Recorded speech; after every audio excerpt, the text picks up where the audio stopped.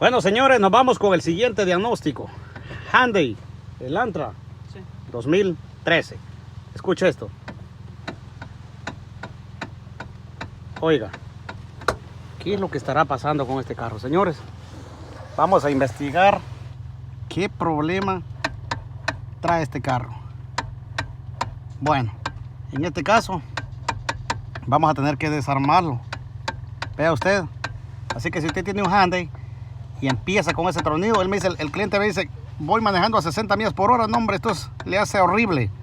Vea usted. Así que si usted tiene ese problema con su Hyundai, váyase inmediatamente con su mecánico de confianza, pero que le diga la verdad, cuál es el problema. O si no, véngase con Toño, que aquí yo le voy a decir cuál es el problema de ese carro. Vamos a ver que el cliente si nos da el trabajo para poderlo desarmar. El problema lo estamos teniendo en esta parte, en esta dirección de aquí. Mire, aquí. No le da cosa. No le da escalofrío andar con su carro que le ande haciendo su steering así o su volante así. 240-354-8897.